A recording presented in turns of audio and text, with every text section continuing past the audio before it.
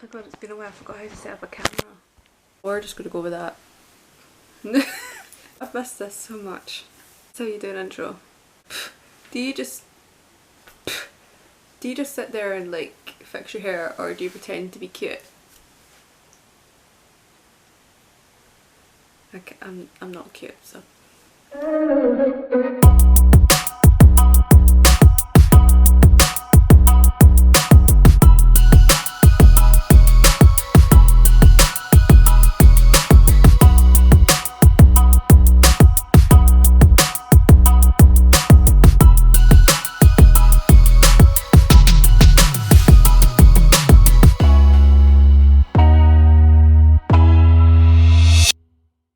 And that is the finished look.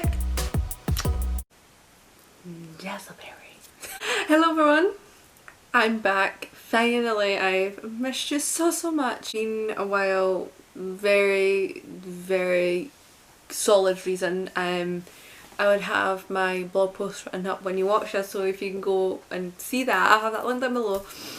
And it'll explain every single reason why, because I missed in these videos, but like I said, it's in my last video, which was nearly like a month ago. Like, it's hard to do these, it's hard to find motivational, motivational ways to do these videos, because sometimes you need your full effort and commitment, and some days like I don't have that. Now I'm back, still in lockdown. Hello. Today I will be bringing you my brand new series on makeup, so any advice, tips I can give you, and also sharing makeup looks as well, because obviously I got accepted into college doing makeup, so you can join me on my journey throughout college and becoming a full professional makeup artist. Now obviously I would call myself a beginner, so today I will be sharing you 5 tips for beginner makeup artists. So if you're just doing it self-taught, or you're going into like makeup college or something like that, then, or you just want to do it as a hobby, then I'm here to give you some advice. So like I said, you could join me on my journey, so let's go. So like I said, I'm not a professional makeup artist. I will be obviously on a course to become a professional makeup artist, because that's what I want to do for my career. But like I said, I'm here to fellow beginner makeup artists, to other fellow makeup artists, just to show you what is a good step up to share, so you can use this in your career, and hopefully you will be a beginner makeup artist too. Tip 1. This might sound a little bit weird, but you've got to have some knowledge of makeup. Like, I know that sounds so ridiculous, but it really does help. So I started makeup about 11, but I didn't start taking it up properly when I was probably about 17, so about 3 years ago. Yeah, I'm old, I'm 20, deal with it. Just gotta have some somewhat knowledge, so how to apply foundation, how to do eyebrows, simple smoky eyes, stuff like that. Today I've gone for a gold and blue. See how to use those colours for different eyes, maybe not for different eye shapes, but for different colours, because some colours work on different eye colours but might not work for some, because I've got like nice pale blue eyes, so basically nearly any colour works for me. So that is definitely one tip that I would be given. You just got to have somewhat knowledge. How to blend properly is probably the most important, and also for different skin types, so you've got to do some research on different products that work for different skin. So obviously you need to learn about different skins, so all combination, oily skin, dry skin, which I have, sensitive skin. You've got to research what kind of different stuff and how to apply it. So if people have, like, say they've got some blemishes, they've got some red, how to cover up that. So the colour theory will definitely come into that, but you don't have to go into that if you're just using it for yourself. But if you want to go into the industry, you need to make sure you learn all about that. You can even read books, that will help. You see me reading books.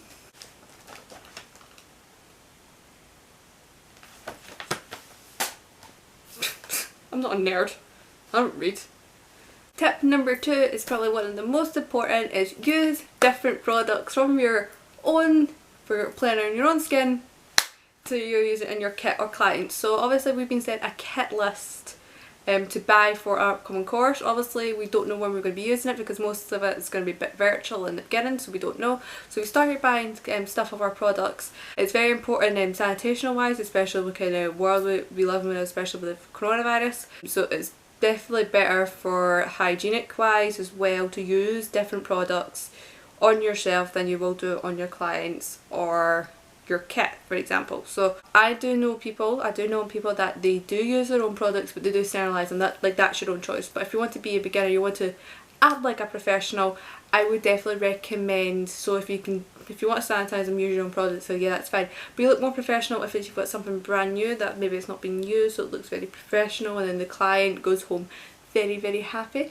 Or for your kit, if you're going to college, then that is definitely beneficial. So maybe, I don't know, but I think for me that is one of the most important factors, because you don't want to use something you use on yourself that you use on someone else, and you know, they could break out because maybe you've not sanitised it properly, or yeah, hygienic wise doesn't for me it just doesn't sit well. So this one's really up to you, but that's just my opinion. Tip number 3, probably important: wash your brushes and sanitize them, or sterilize them. Washing your brushes, honestly, I do hopefully about the other way, I do forget from time to time. So obviously on my own brushes I have forgotten to wash them. For your own kit wise, you should be washing brushes every time after you use them on your client or for your kit. But especially for me, I bought different brushes, so I'm not using the same brushes I use on myself than different on like clients and further assessments. I've used beauty blenders, and then sometimes it's hard to get off of them. I don't probably recommend using beauty blenders on clients, just for a different reason, but it's your preference, but I just wouldn't recommend it in my opinion. But like I said, that's really up to you. But it's like I said, it just gets all the bacteria out of the brush, so if you're applying a different product as well, and you've got like a manky looking brush covered in foundation, you know, that might not sit well with the client. Plus, like if you've used like eyeshadow brushes and you're getting, oh, the sun's coming out here, oh god, oh that's lovely, oh that's very lovely, hello, this is Scotland, you're not meant to be here. Eyeshadow brushes, and you've used colour on them and you dip it into the colour's not going to be exactly the same. So there's different things you can buy. You can buy already made, you know, makeup blush cleaners. There's tools, accessories you can buy, but for me I always go back to the dish soap and warm water. Sometimes it doesn't get the colour out, it depends what kind of brushes. Coconut oil for me gets the colour out of them but doesn't really sanitise them, so maybe that, and gets the bacteria out of them. Takes the colour out, but then I use dish soap to obviously give it, because dish soap gets bacteria out, so that's what I end up doing. But most important one of all, especially if you're going and working on clients. You'll probably like this one. Tip number 4 is to use multi-use products for your kit / clients. So if you don't know what that means, is this will save you a lot of money, in my opinion. So like I said, we've been given kit lists out, and we have to buy, like for example, we've had to buy contour and bronzer, powders, stuff like that. So if you can find like a product that can do both, but I would definitely go for that because it will definitely save so much money. And we also have to have powder highlighter like this. So it's a contour and highlight palette. So you get obviously your contour shades, but you also get your bronze shades and you get your highlight. So that saves a lot of money. That was £5.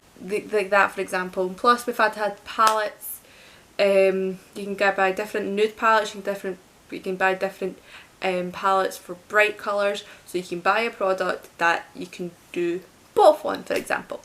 So it's buying a decent nude palette for like maybe 15 quid, and you're going to buy like another bright colour for maybe once again 15 quid. But you know, you can just buy a palette that may be worth about 30 quid, but it has both of them. So instead of like taking like 2 or 3, 4 palettes with you, you could just have the one palette with you, and it literally does everything. XX Revolution palette, I think it's one of their new brands, and it's so massive. So this will save like so much space, especially in your case or whatever you're taking your kit in.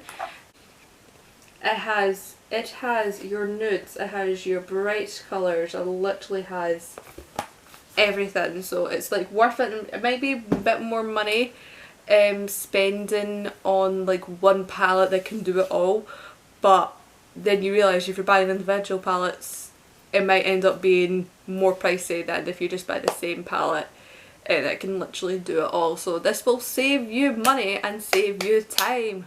Honestly, does help. That's just my opinion. So if you want to save time, space and money on your kit, I would definitely recommend this tip. Fifth tip is probably one of the most important ones. I've said that quite a lot for all of them, but this is probably, especially if you're going to go into this industry full time, maybe if you're just doing this as a hobby, but if you want to do it on your friends, this is definitely like important to build up your knowledge and experience of becoming a makeup artist.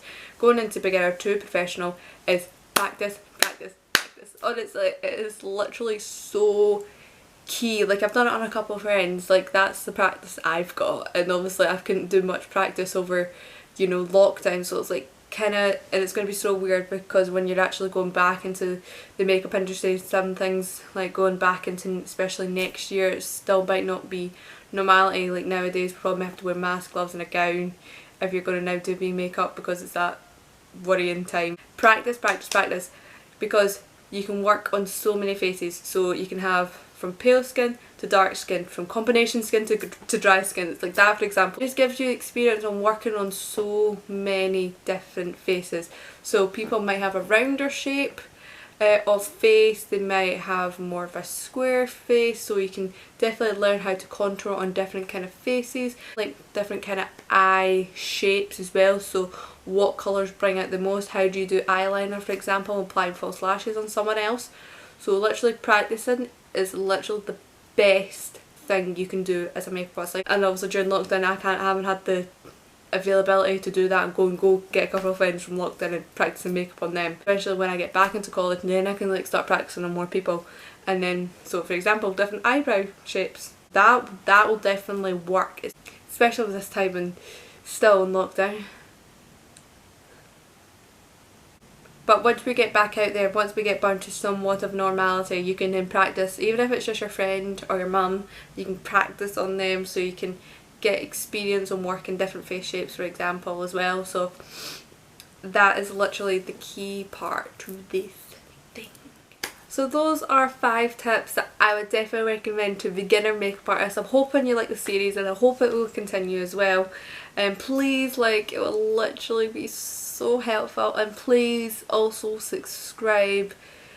It will definitely help me begin for this series as well. Follow me on my journey to become a professional makeup artist full time. I'll have my Instagram linked down below so you can go and follow me and look at all the different experimental eye looks that I have tried during lockdown. Obviously I've had a bit of trouble with Instagram in the last week, so I haven't been able to upload, but I will definitely have some up there so you can see, and hopefully give me a follow as well. My cute nutrition stuff, I haven't got any of my stuff on me. So like I said, back with the water bottle, guys. I've been drinking so much water over lockdown and drinking so much alcohol. Like I said, I'll have my code linked down below, I'll have my code linked down below so you can go and use it. So many delicious, nutritious products you can use on that. My go-to is the meal replacement shakes, and they're the most popular ones as well. There's so many flavours you can try, like mint chocolate chip, chocolate, those are my favourites, cookies and cream, salted caramel, that's the one I've been using. Really cute shakers, you've probably seen them in my other videos as well. They're honestly so cute, and there's so many accessories you can go and buy as well. And obviously I'll link down below my other makeup video that I have my recent makeup video that I will link down below, so you can go and check that one out as well. So thank you guys, I hope this series will continue and hopefully you can join me on my journey to become a full professional makeup artist and hopefully start your journey from beginner to pro as well. So see you soon guys in another video.